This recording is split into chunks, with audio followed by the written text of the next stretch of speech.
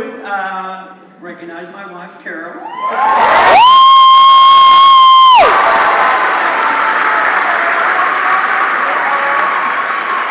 We have one granddaughter with us today, Linda, one of our 18.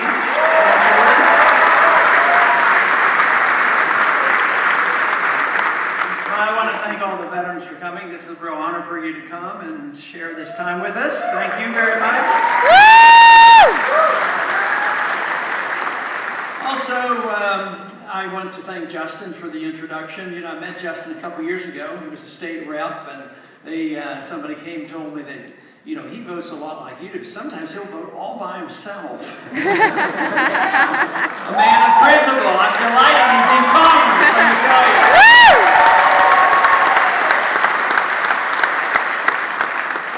That's what has to happen. A revolution is going on, there's no doubt in my mind. It's an intellectual revolution. It's not brand new, but it's a refinement of our original revolution. And we're going to build on that. We're going to build on the cause of freedom. But when this revolution, you know, is totally successful, it will permeate all of society. Just as the liberalism permeated both the Democratic and Republican society, and we all became Keynesians, this movement is going to go to the point where we're going to have a time when we can say we're all Austrian free market economy.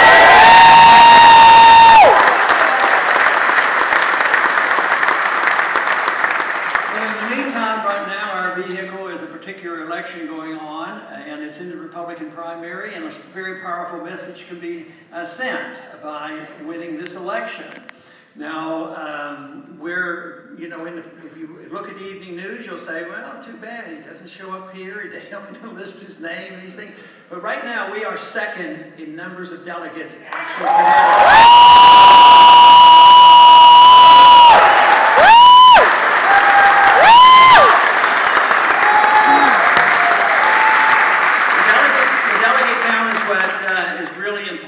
some states, they're still trying to figure out how to count the popular vote. But our organization is doing the job that is necessary and working through the process, which I hope can happen here in Michigan as well. But I'm excited about what's happening because the country has certainly changed. In the last 5 years, I believe it has changed for the better. The number of people now waking up, both young and old, and saying enough is enough, it really shows that the country is way ahead of Washington. Washington is still sound asleep. Now, let me tell you, they don't know you exist out there. That's our job, and that's why a good showing and winning an election and doing well in these primaries is so important. We need to wake up Washington, D.C., for they're sound asleep, and they need to hear our message loud and clear.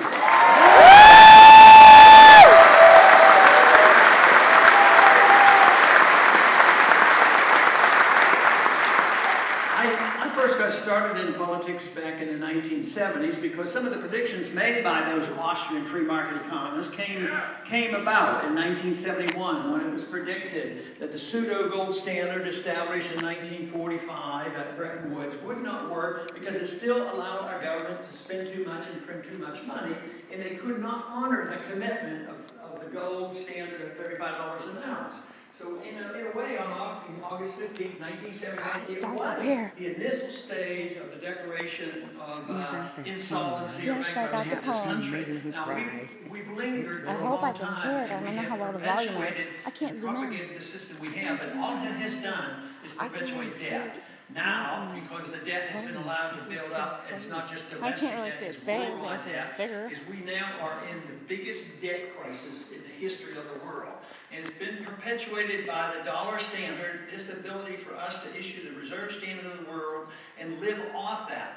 But economic law is more powerful than governments, and this system will change because they can't stop it.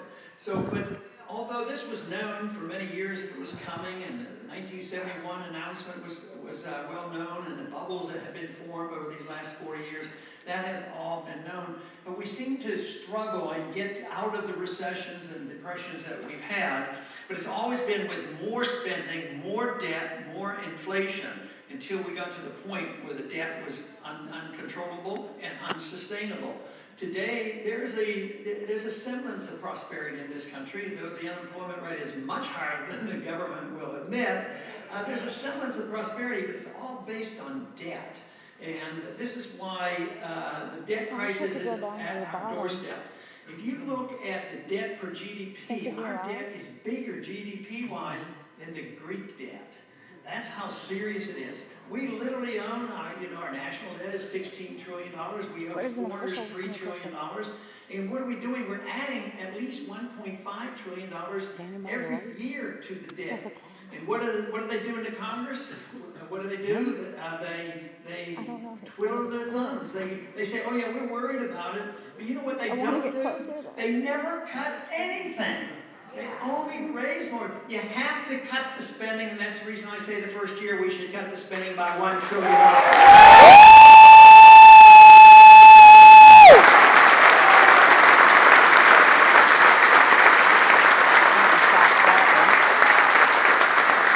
Starting with the TSA. People worry about cutting $1 trillion and it might hurt the economy. But it isn't so much spending the money, who gets to spend the money? If there's $1 trillion floating around being spent, wouldn't it be much better if you got to spend your own money and not the government and the bureaucrats? Yeah! Definitely!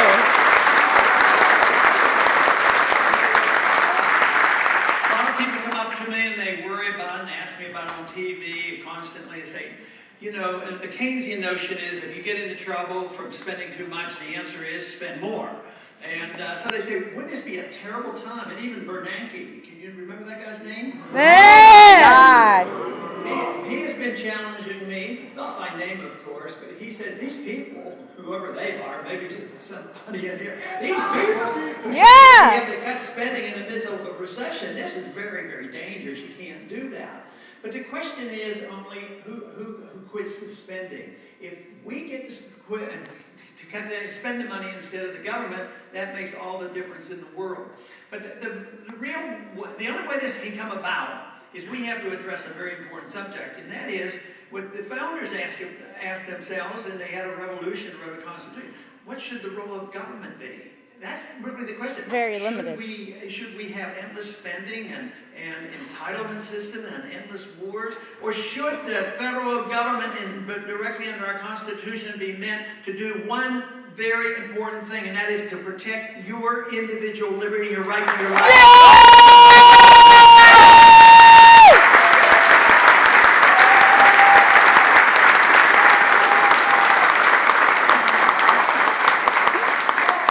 We've drifted a long way from that, and in the last 100 years, I would say we've really slipped dramatically away, and we're at a crisis point now. But something really important has happened approximately 5 years ago when the financial crisis hit. Most Americans woke up to this. Congress, like I say, they're not awake yet, but the American people woke up and they know there's something very serious going on. And also, during this period of time, the American people, by a large majority, have now come around to the point of saying these wars that we're fighting in the Middle East and around the world make no sense whatsoever.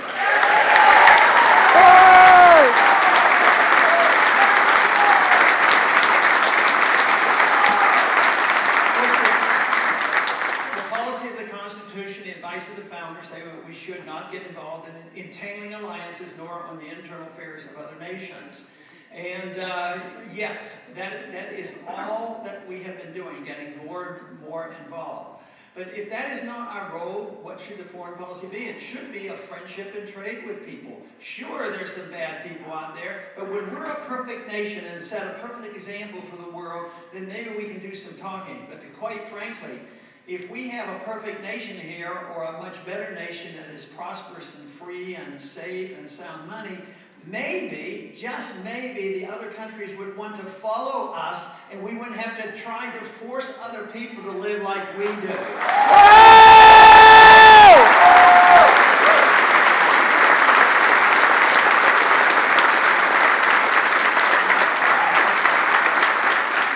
About 100 years ago, especially in the time of Woodrow Wilson, we came up with some very bad ideas. And we've been suffering ever since. So the stage was being set for ushering in the age of big government, the undermining of the currency, the change in foreign policy. It was Woodrow Wilson said, "It is our moral obligation to make the world safe for democracy." And look how many people have died. I mean, you have this World War I and II and Korea and Vietnam and the Middle East and constant. Nobody can even absolutely know exactly how many countries that we have troops in. It's at least 135, 140. We have 900 bases around the world, and we're still building them. So this whole idea that we have to do this is such a dangerous economic idea, because, you know, in the last 10 years, these wars have caused us to accumulate $4 trillion additional debt because of these wars. And quite frankly, I do not feel safer because of it. I feel more in danger because of it. Yeah!